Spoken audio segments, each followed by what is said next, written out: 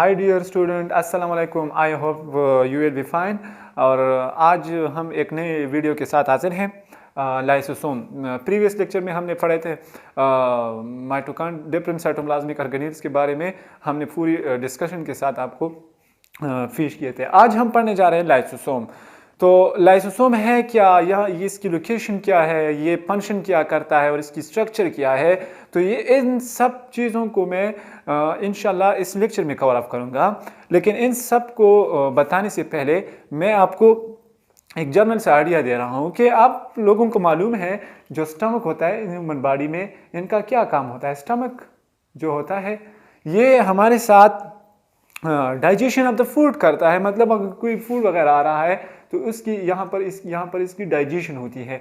और ये डाइजेशन ये मुख्तलिफ केमिकल जो होते हैं, एंजाइम्स होते हैं, उसकी मदद से करते हैं। मतलब अगर एक फूड मटेरियल आ गया और वहाँ यहाँ पर इसकी डाइजेशन हो गई और वो क्या किस चीज़ में कन्वर्ट है, ग्लूकोज में या फैटी एसिड में या अमाइनो एसिड में। मैक्रोमॉलिक्यूल आ गए थे और उसकी डाइजेशन हो गई और इससे क्या बन गए, मतलब माइक्रोमॉलिक्यूल बन गए। तो स्टमक ने इसकी डाइजेशन की, फिर उसके बाद सेल की जो या different parts of the body थे उसके लिए यूजेबल हो गए। मतलब जो लार्जर मॉलिक्यूल थे वो सेल के लिए या मुख्तलिफ बॉडी फंक्शन के लिए यूज़ नहीं होते, पहले इसकी ब्रेकडाउन होती है और फिर सेल के लिए यूजेबल होते हैं। इसी तरह लाइसोसोम जो है, लाइसोसोम अगर लाइसोसोम को मैं क्या कहूँ, लाइसोसोम को अगर मैं स्टमक ऑफ द सेल कहूँ तो ये गलत नहीं होगा, क्योंकि अगर जब कोई फूड मटेरियल सेल में बाहर से आ रहा हो या सेल के अंदर हो, उसको लार्जर मॉलिक्यूल से कन्वर्ट करने से पहले इसकी क्या होती है, उसकी यूटिलाइजेशन होती है। इस यूटिलाइजेशन की करने को जो बेसिक्स साइटोप्लाज्मिक ऑर्गेनेल्स होता है, ये हमारे साथ लाइसोसोम होता है। मतलब ये हमारे साथ एक फूड मटेरियल आ रहा है, ठीक हो गया। क्या आ रहा है हमारे साथ, एक फूड मटेरियल आ रहा है बाहर से, ये इस तरह मुड़ जाएगा, सेल मेम्ब्रेन जो है ये सेल के अंदर आएगा। ये फूड मटेरियल ये सेल के अंदर आ गया तो सेल के अंदर आने से पहले यहाँ पर जो वेसिकल्स होते हैं, किस चीज़ के वेसिकल्स होते हैं, गाल्जी बॉडीज़ के, जो प्रीवियस लेक्चर में हमने आपको बताए थे कि जो ये वेसिकल्स होते हैं ये हमारे साथ असल में एक व्हीकल्स की तरह काम करते हैं, जो प्रोटीन या एंजाइम वगैरह तैयार हो जाते हैं उसको ले जाने के लिए। तो ये वेसिकल्स असल में एंजाइम्स पर मुश्तमिल होते हैं और ये एंजाइम जो है इन फूड मटेरियल के साथ फ्यूज़ होता है। जब इसके साथ फ्यूज़ हो जाता है तो यहाँ से एक प्राइमरी लाइसोसोम लाइक स्ट्रक्चर बन जाता है। अब हम फर्दर अगर इसको एक्सप्लेन करेंगे तो दूसरे डायग्राम से, तो आपको शायद बहुत आसानी से समझ में आ जाएगी। लेकिन इनको जाने से पहले मैं आपको इसकी हिस्ट्री बताऊं तो इसको एक क्रिश्चियन साइंटिस्ट था जिसका नाम था डी डेव। उसने 1949 में, मतलब पाकिस्तान की आज़ादी से 2 साल बाद, उससे के बाद जो इसने इसकी डिस्कवरी की, और इसको जिस सेल में डिस्कवर किया था वो भी था यूकैरियोटिक सेल में। मतलब इसको यूकैरियोटिक सेल में उसने इसकी डिस्कवरी की, यूकैरियोटिक सेल। ठीक हो गया, इसकी डिस्कवरी हो गई। मतलब ये हमारे साथ जो है लाइसोसोम, ये हमारे साथ स्टमक ऑफ द सेल है। जिस तरह स्टमक फूड की डाइजेशन करता है, इसी तरह ये लाइसोसोम जो भी है ये हमारे साथ स्टमक ऑफ द सेल भी काम करता है। मतलब फूड की या इनगल्फिक मटेरियल जो सेल के बाहर आ रहे हैं, सेल के अंदर है, उसकी मॉडिफिकेशन करता है, उसकी ब्रेकडाउन करता है, डाइजेशन करता है। अगर मैं इस प्रोसेस को, जो आपको मैंने बताया कि ये जो लाइसोसोम है ये गाल्जी बॉडी से बना होता है, मतलब गाल्जी बॉडीज जो है ये वेसिकल्स की शक्ल में इसको बनाता है। एक्सप्लेन करो और थोड़ा डिटेल में चले जाऊं तो इसका स्ट्रक्चर, मतलब ये हमारे साथ एक न्यूक्लियस है, सेल का न्यूक्लियस है, ठीक हो गया। यहाँ से मैसेंजर आरएनए की शक्ल में एक मैसेज निकलता है और कहाँ पर जाता है, राइबोसोम्स में जाता है। कहाँ पर, राइबोसोम्स में। और राइबोसोम्स कहाँ पर होते हैं आपको तो मालूम था, मैंने पिछले लेक्चर में बताया कि राइबोसोम्स हमारे साथ एंडोप्लाज्मिक रेटिकुलम में होते हैं। किस चीज़ में, एंडोप्लाज्मिक रेटिकुलम में, ठीक हो गया। और एंडोप्लाज्मिक रेटिकुलम में रफ एंडोप्लाज्मिक रेटिकुलम के साथ अटैच होते हैं। क्या अटैच होते हैं? राइबोसोम्स अटैच होते हैं। जब यहाँ से मतलब राइबोसोम्स में आ गए हमारे साथ एक मैसेंजर आरएनए, तो राइबोसोम इसकी रिव्यू करता है कि मतलब प्रोटीन तो बनाना है या एंजाइम बनाना है, तो ये एंजाइम मतलब जब बन जाएंगे तो कहाँ पर लोकेट होंगी, इसकी फंक्शन क्या होगी। तो यहाँ पर इसकी जो एंजाइम्स है या प्रोटीन है या कहाँ पर बन जाते हैं? राइबोसोम्स में। फिर यहाँ से ट्रांसफर होकर कहाँ जाते हैं हमारे साथ? ये आते हैं गाल्जी बॉडीज में, इंटरकनेक्टेड लाइक स्ट्रक्चर जो होता है ना, यहाँ पर आ जाते हैं। ठीक हो गया। और इसके साथ ये वेसिकल्स अटैच होते हैं, फिर यहाँ पर आकर थोड़ा बहुत स्टोर हो जाते हैं। और जब ये स्टोर हो जाता है तो ये हमारे साथ वेसिकल्स में अटैच, वेसिकल्स में ये एंजाइम्स होते हैं। किस चीज़ में? वेसिकल्स। और वेसिकल मैंने आपको बताया था कि ये हमारे साथ एक व्हीकल की तरह काम करते हैं जो ट्रांसपोर्टेशन के लिए यूज़ होता है। मतलब प्रोटीन वगैरह तैयार हो जाते हैं तो ये एक पैकेट लाइक स्ट्रक्चर बनाता है और इसमें इसकी ट्रांसपोर्टेशन होती है। तो यहाँ तक तो समझ गए होंगे। मतलब मैसेंजर आ गया कहाँ से? न्यूक्लियस से। न्यूक्लियस से सीधा होकर राइबोसोम्स में आकर यहाँ से प्रोटीन बन गए। फिर इन प्रोटीन को ट्रांसपोर्ट करने के लिए जो मतलब गाल्जी बॉडीज में इसकी ट्रांसपोर्टेशन हो गई, और यहाँ जो वेसिकल्स हैं यहाँ पर इसकी स्टोरेज हो गई। और डिफरेंट एंजाइम्स होते हैं इन वेसिकल्स में। क्या होते हैं? इन वेसिकल्स में डिफरेंट एंजाइम्स होते हैं। मतलब वो एंजाइम हमारे साथ क्या होते हैं? वो एंजाइम्स हैं क्या? वो एंजाइम हमारे साथ होते हैं मतलब वो एंजाइम जो है हमारे साथ हाइड्रोलाइटिक एंजाइम भी हो सकते हैं, कैटालिटिक एंजाइम भी हो सकते हैं। ठीक हो गया। ये हमारे साथ एंजाइम्स होते हैं जो वेसिकल्स में होते हैं।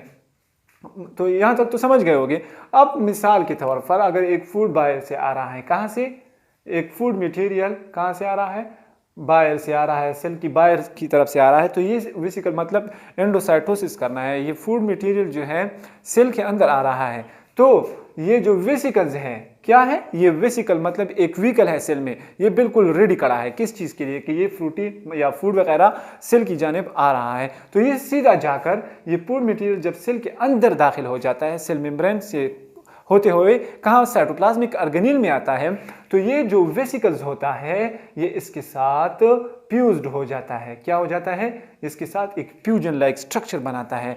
जब ये वेसिकल्स मतलब ये इसके साथ फ्यूज हो जाता है तो ये एक एंजाइम मतलब लाइसोसोम की पहली शक्ल बनाता है जिसको हम कहते हैं प्राइमरी लाइसोसोम।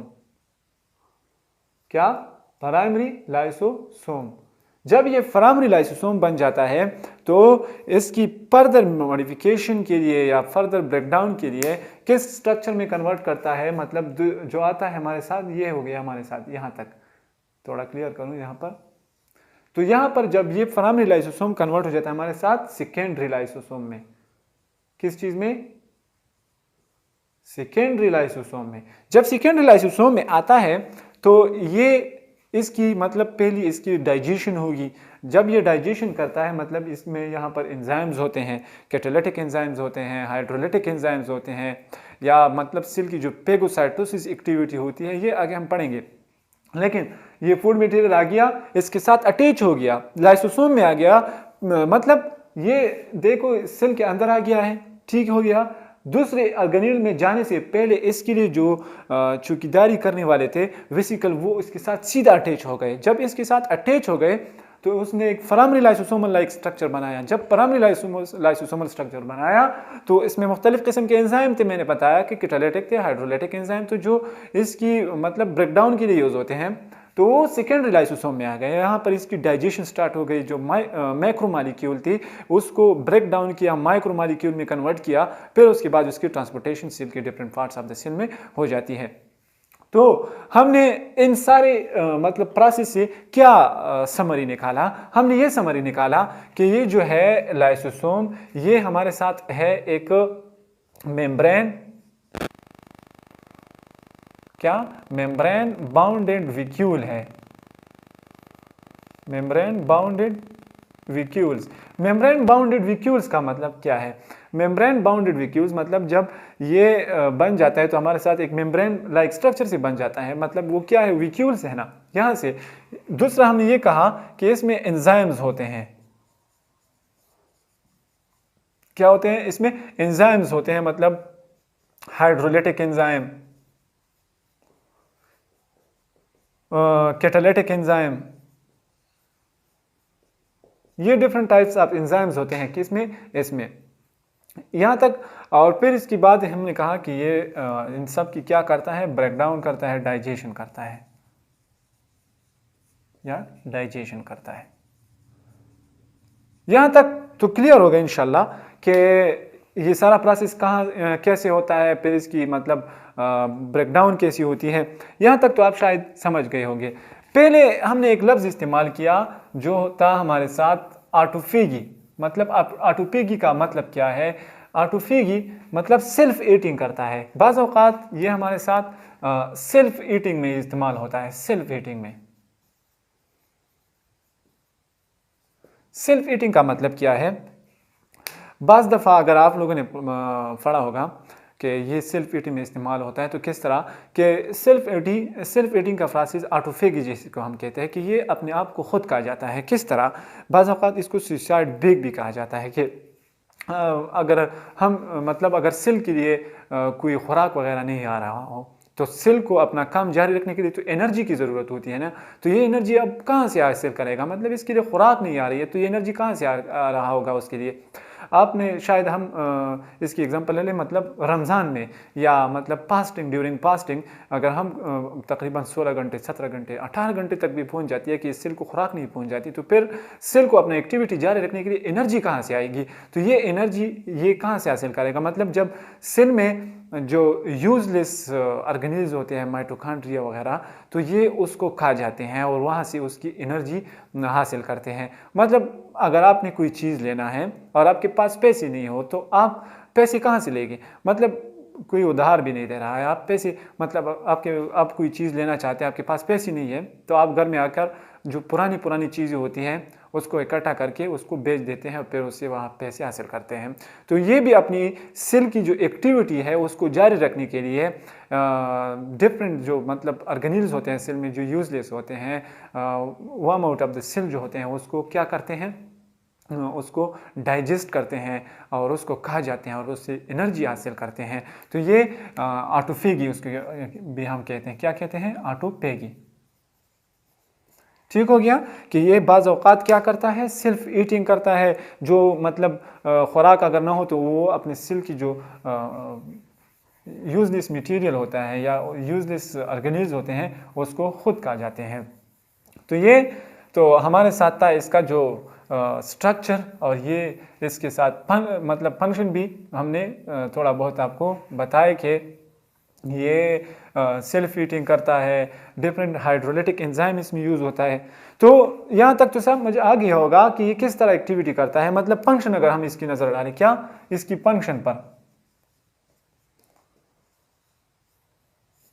क्या अगर हम इसकी फंक्शन पर नज़र डालें तो फंक्शन में है कि ये हमारे साथ मतलब डाइजेशन ऑफ द सेल करता है।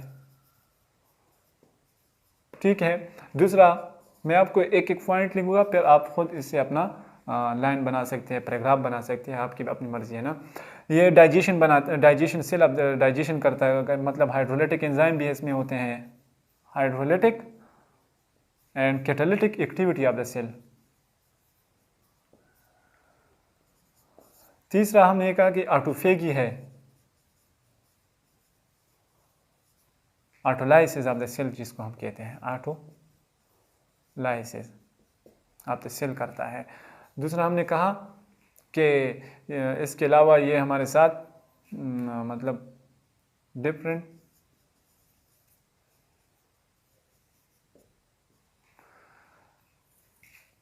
ब्रेकडाउन ऑफ द मैक्रोमॉलिक्यूल, जो मैक्रोमॉलिक्यूल है उसकी ब्रेकडाउन करता है। ये जनरल फंक्शन थे, 3-4 आप खुद भी लिख सकते हैं अगर आप देखना चाहें तो। अच्छा जी, ये तो हमारे साथ था इसका इंट्रोडक्शन, फिर इसकी स्ट्रक्चर और थोड़ा बहुत फंक्शन। अब अगर सेल में मिसाल के तौर पर लाइसोसोम्स ना हो, मतलब अगर सेल में लाइसोसोम्स एब्सेंस हो, मतलब तो फिर इसका फंक्शन क्या होगा, फिर सेल क्या करेगा। तो मतलब हमारे साथ अगर एक सेल है, क्या एक सेल है और इसमें लाइसोसोम्स एब्सेंट है, क्या है, लाइसोसोम जो है, लाइसोसोम सेल में एब्सेंट है। तो अगर सेल में लाइसोसोम नहीं है, एब्सेंट है, तो फिर क्या होगा, तो फिर जब मतलब जो फूड मटेरियल आते हैं ग्लूकोज वगैरह की शक्ल में, तो वो जो है उसकी मतलब कन्वर्जन नहीं होगी, उसकी ब्रेकडाउन नहीं होगी, उसकी डाइजेशन नहीं होगी, वो उस सेल में उसी तरह के रहेंगे। तो फिर उस हालत को हम कहेंगे स्टोरेज डिजीज। जो सेल में बन जाते हैं, जो डिजीज बन जाते हैं, उसको हम फिर कहेंगे स्टोरेज डिजीज। स्टोरेज डिजीज मतलब अगर एक लिपिड है, ठीक है, वो सेल के अंदर आ गया, जब सेल के अंदर आ गया तो सेल में इसकी जो ब्रेकडाउन के लिए जो मतलब लाइसोसोम या एंजाइम नहीं हो, मतलब लाइसोसोम है मगर इसमें एंजाइम नहीं है, तो फिर क्या होगा, ये अनडाइजेस्टेड होगा, अनडाइजेस्ट होगा। जब ये अनडाइजेस्ट होगा तो ये सेल में इसी तरह स्टोर रहेगा, फिर इसी हालत को हम कहेंगे स्टोरेज डिजीज। अगर एक लिपिड आ गया सेल में और इसकी जो एंजाइम चाहिए इसकी डाइजेशन के लिए वो नहीं है, तो फिर ये अनडाइजेस्टेड होगा। तो अगर मिसाल के तौर पर अगर ये सेल ब्रेन में है, किस कहाँ पर है, ब्रेन में है, और इसी तरह इस सेल जो है ये लिपिड से भरता जा रहा है और इसकी लाइफ मतलब डाइजेशन नहीं हो रही, इसकी ब्रेकडाउन नहीं हो रही, तो क्या बनेगा, एक स्टेज ऐसा आएगा कि डेथ अकर हो जाएगी, सेल की क्या होगी, डेथ अकर होगी। ठीक हो गया। अगर मिसाल के तौर पर अगर ये दूसरा नंबर, आपने देखा होगा कि जो फ्रॉग वगैरह होते हैं जो लार्वल स्टेज में होते हैं, लार्वल स्टेज में, तो उसके पीछे एक टेल होता है, और जब एडल्ट स्टेज में आ जाते हैं तो ये टेल इससे ख़त्म हो जाती है। ये टेल जो होती है ये ऑटोफेगी के ज़रिए ख़त्म हो जाती है। किस चीज़ के ज़रिए से, ऑटोफेगी। इसी तरह ग्लूकोजीनोसिस, मतलब अगर सेल में ग्लूकोज की मिकदार ज़्यादा है और उस ग्लूकोज को स्टोर करने के लिए जिस फॉर्म में कन्वर्ट किया जाता है वो क्या बन जाता है, ग्लाइकोजन। क्या हो गया, ग्लाइकोजन। जब ग्लाइकोजन में कन्वर्ट होते हैं तो इसके लिए मतलब जो सेल में मतलब लाइसोसोम है इसकी एक्टिविटी ना हो, तो फिर ये सारे के सारे हमारे साथ डिजीज बन जाते हैं, जिसको हम क्या नाम देते हैं, टे-साच डिजीज। क्या नाम देते हैं, टी-साच डिजीज।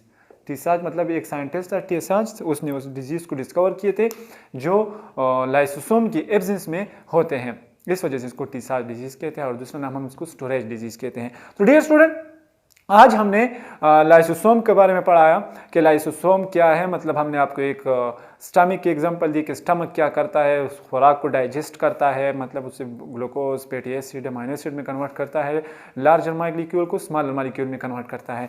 तो फिर मैंने कहा कि सेल में अगर हम देखें तो स्टमक ऑफ द सेल जो है वो हमारे साथ लाइसोसोम का काम है। मतलब जब फूड मटेरियल बाहर से आती है, इनगल्फिंग होती है उस फूड मटेरियल की, तो वो क्या करता है, वो इसके साथ अटैच होता है और फिर उसकी ब्रेकडाउन करता है, फर्दर प्रोसेस करने से पहले उसकी यूटिलाइजेशन करता है। फिर मैंने कहा कि इसकी जो डिजीज़ है, जनरल डिजीज़ मैंने आपको बताया 3-4, कि ये स्टोरेज डिजीज़ जो है अगर लाइसोसोम सेल में ना हो तो क्या होगा। लाइसोसोम मैंने कहा कि अगर मतलब लिपिड वगैरह सेल में जा रहे हैं और उसकी ब्रेकडाउन नहीं हो रही है तो सेल में जो लिपिड की मिकदार है वो बढ़ जाएगी और इसी तरह सेल की डेथ अकर हो जाएगी। फिर मैंने कहा अगर लार्वल स्टेज में फ्रॉग की जो टेल है इसकी ऑटोफेगी के जरिए इसकी ब्रेकडाउन होती है इसकी टेल की, और फिर इससे एडल्ट फ्रॉग जो है उसमें टेल नज़र नहीं आता। इसी तरह ग्लूकोजेनेसिस वगैरह, और या अगर सेल में कोई वगैरह बैक्टीरिया आ रहा हो तो उसकी एनगल्फिंग करता है, उस बैक्टीरिया की क्या करता है, एनगल्फिंग करता है। ये सारा का सारा प्रोसेस लाइसोसोम्स वगैरह में हमने आपको पढ़ा।